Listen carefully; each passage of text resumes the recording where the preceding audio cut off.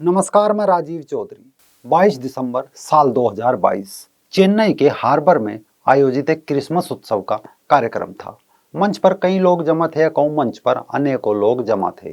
तभी द्रविड़ मुन्नेत्र कचगम डीएमके नेता और तमिलनाडु सरकार में मंत्री उदयनिधि स्टालिन को बोलने का मौका दिया गया। उदयनिधि स्टालिन ने बोलते हुए कहा कि वो और उनकी पत्नी ईसाई है, साथ ही ये भी कहा कि उन्हें अपने आप को ईसाई कहने पर गर्व है। ये शब्द एक मुख्यमंत्री के बेटे के थे, उस राज्य के मुख्यमंत्री के बेटे के जहां की हिंदू आबादी करीब 87% के करीब है।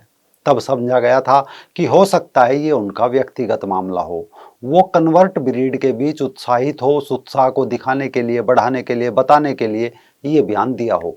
लेकिन अब एक बार फिर चेन्नई के थेमनपेट में Tamil Nadu progressive right artist association की तरफ से आयोजित एक कार्यक्रम था। कार्यक्रम का नाम था सनातन ओजिप्पू मनाडू। यानी इसका हिंदी अनुवाद करें तो इसका अर्थ है कि सनातन धर्म को समूल खत्म करने के लिए सम्मेलन।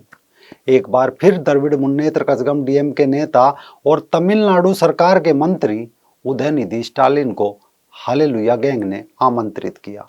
और इस बार उदयनिधि स्टालिन ने जो बयान दिया वो किसी नफरती कीड़े का बयान माना जा सकता है। उन्होंने कहा कि कुछ चीजें ऐसी होती है जिनका विरोध करना काफी नहीं होता, हमें उन्हें समूल मिटाना होगा। मच्छर से डेंगू बुखार, मलेरिया, कोरोना, ये ऐसी चीजें हैं जिनका हम केवल विरोध नहीं कर सकते बल्कि इन्हें मिटाना होगा। और सनातन धर्म भी ऐसा ही है।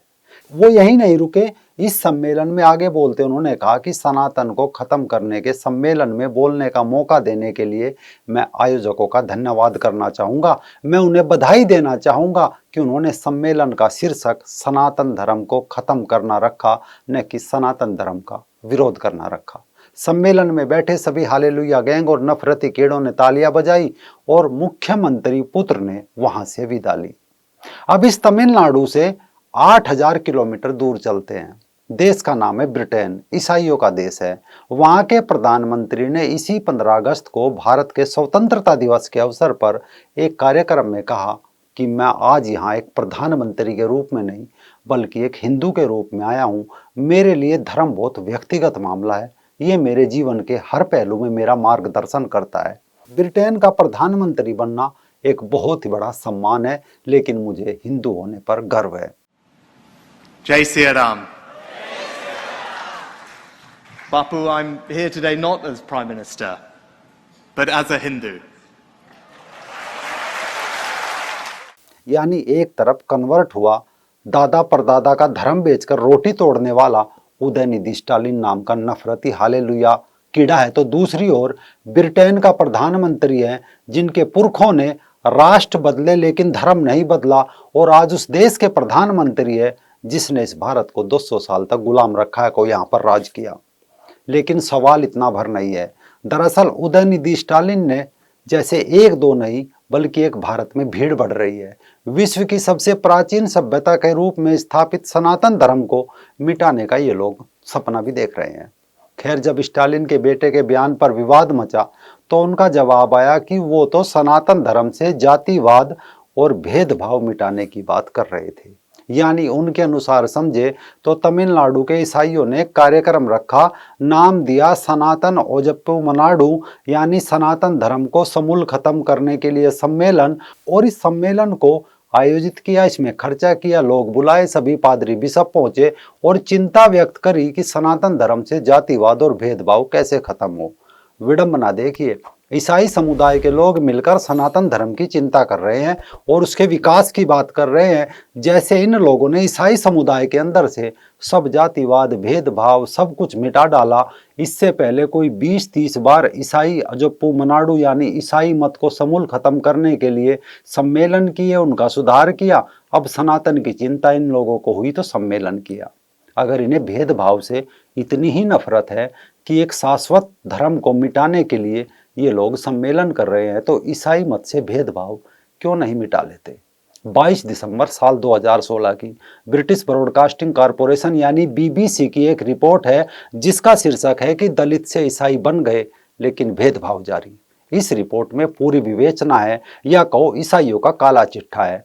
ये लोग ढोल बजाते फिरते हैं कि हिंदू धर्म में भेदभाव है और ईसाई बन जाओ तो कोई भेदभाव नहीं होता। अब चलिए, इस रिपोर्ट में दिया है कि अमृतसर से सटे मंजीठा कस्बे में रहने वाले सुच्चा सिंह कभी हालेलुया गैंग के कहने पर सुच्चा मसीह बने थे। करीब 35 साल पहले यानी 1988 में ईसाई मिशन में शामिल हुए।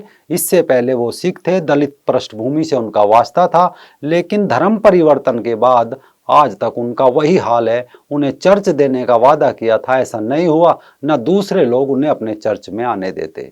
मंजीठा कस्बे के पास ही पंडोरी गांव में रहने वाली बलवीर कौर खुद को तकरीबन 40 साल से ईसाई मिशन से जुड़ा हुआ बताती है। उनका दावा है कि वो अपने गांव के ही लगभग 15 दलित परिवारों को भी अपने साथ जोड़ चुकी है, जैसे कंपनी में जोड़ते हैं। अब बलवीर कहती है कि हम लोगों ने भी मिशन के लिए बहुत काम किया, लेकिन हमें कोई सहूलियत नहीं दी गई। आलम यह है कि मिशन से जुड़े ज्यादातर लोगों के लिए अब अपने परिवारों का पालन पोषण करना भी मुश्किल हो गया है। अब बीबीसी इतना भला नहीं है कि रिपोर्ट ऐसे ही छाप दे। दरअसल इस रिपोर्ट के आने के पीछे का कारण ये था कि इस रिपोर्ट से सप्ताह भर पहले कहो, भारत की कैथोलिक चर्च ने पहली बार आधिकारिक तौर पर सामने आकर यह माना था कि दलित ईसाइयों को छुआछूत और भेदभाव का सामना करना पड़ता है। तब द इंडियन एक्सप्रेस ने इस खबर को कवर किया और ईसाइयत के अंदर का जातिवादी भेदभाव का वो अंधेरा दिखाया जिसे सफेद पोश पादरी हालेलुया के डांस में लोगों के सामने नहीं आने देते। ये केवल पंजाब या देश के अन्य हिस्से की कहानी भर नहीं है, बल्कि उदयनिधि का फादर जिस राज्य का मुख्यमंत्री है, उस राज्य में भी दलित ईसाइयों का हाल बेहाल है। और ये वो लोग हैं जिन्हें पादरियों ने हालेलुया की गोली देते हुए बताया था कि अगर वो ईसाई बन जाएंगे तो जीसस उनके दुख थैले में डालकर उड़ जाएगा, वो लखपति करोड़पति हो जाएंगे, कोई भेदभाव उनके साथ नहीं होगा, वो चर्च में जीसस की बगल में बैठ के सेल्फी लेंगे। वो इस हालेलुया के लॉलीपॉप में आ भी गए, लेकिन हुआ क्या? पिछले दिनों तमिलनाडु में त्रिची में कोट्टापलियम में वंचित ईसाइयों ने अपने साथ हो रहे भेदभाव का रोना रोया था। टाइम्स ऑफ इंडिया ने इस पर एक रिपोर्ट छापी थी और शीर्षक दिया था कि तमिलनाडु के एक गांव में दलित ईसाइयों ने चर्च पर भेदभाव का आरोप लगाया।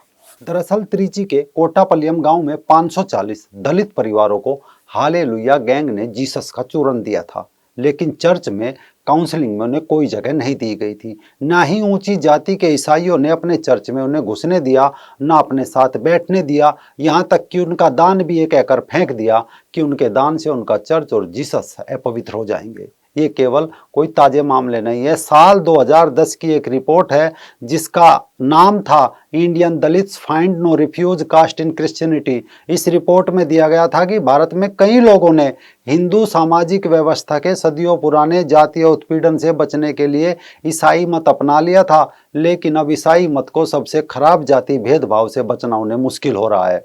दक्षिण भारतीय राज्य तमिलनाडु के मध्य में स्थित त्रिची शहर में कैथोलिक कब्रिस्तान के पार बनी एक दीवार स्पष्ट रूप से दर्शाई थी कि जाति आधारित पूर्वाग्रह कैसे कायम है। दरअसल ईसाई कब्रिस्तान की दीवार बताने के लिए काफी है कि एक तरफ ऊंची जाति के धर्मांतरित लोगों को दफनाया जाता है तो दूसरी ओर अछूत ईसाइयों को। और कमाल ये देखिए कि इस दीवार को चर्च भी नहीं तुड़वा पाया था, जबकि हिंदू धर्म के एक बड़े वर्ग को ये कहकर ईसाई मत में लाए जाने का कार्य ईसाई मिशनरियों द्वारा जोरों शोरों से किया जाता है कि हिंदू धर्म में भेदभाव होता है, परंतु ईसाई मत में जाकर उनके साथ क्या होता है इस पर बात नहीं होती। यहाँ तक कि भारत की धार्मिक स्वतंत्रता को लेकर अमेरिका द्वारा जो एक पक्षीय रिपोर्ट हर साल बनाई जाती है, अमेरिका का विदेश मंत्रालय जब हर वर्ष विभिन्न देशों में पांथिक स्वतंत्रता की स्थिति पर रिपोर्ट जारी करता है, तो क्या वो ईसाइयों की बात सुनता है, जिन्हें चर्च की गतिविधियों में भाग नहीं लेने दिया जाता, या फिर जिनकी बेटियों की शादी भी ऊंची जाति के ईसाइयों के चर्च में नहीं होती?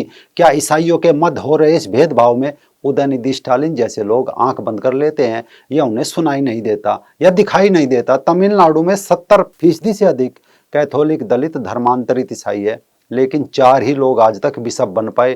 क्या कारण है? क्यों उन्हें गरीब दलित या कोई भी, जब तक वो गरीब होता है, उसकी गरीबी का, भेदभाव का, उसकी सब जिम्मेदारी सनातन धर्म और उसकी देवी देवता और उसके भगवान होते हैं, लेकिन जब वो ईसाई बन जाता है तब उसकी गरीबी, भेदभाव का जिम्मेदार सरकार हो जाती है। फिर उनके लिए आरक्षण की मांग की जाती है और नवे लोग पूछते कि लॉलीपॉप जीसस के नाम पर दिया गया था, अगर तब हमारे भगवान हमारी गरीबी के लिए जिम्मेदार है तो अब जीसस कब जिम्मेदारी लेगा? और कब स्टालिन इस भेदभाव को तबाह करने के लिए ईसाई ओजिप्पू मनाडू ईसाई मत को समूल खत्म करने के लिए सम्मेलन करेंगे, कब उन्हें अपने ईसाई होने पर शर्म आएगी। बाकी रही बात सनातन धर्म को मिटाने की, तो ऐसे तो न जाने कितने लोग आए, कितने गए, कितनों की कब्र आज इस भारत में है, गिनती भी मुश्किल हो जाएगी। क्योंकि जब सबके मूल्य फीके पड़ जाएंगे और द्वंद्व भरे सब मत संप्रदाय पीछे अंधेरे में डूब जाएंगे या इतिहास की राख उन्हें दबा देगी, वो खत्म हो जाएंगे, तब भी सनातन धर्म का सूर्य चमकता रहेगा, दमकता रहेगा।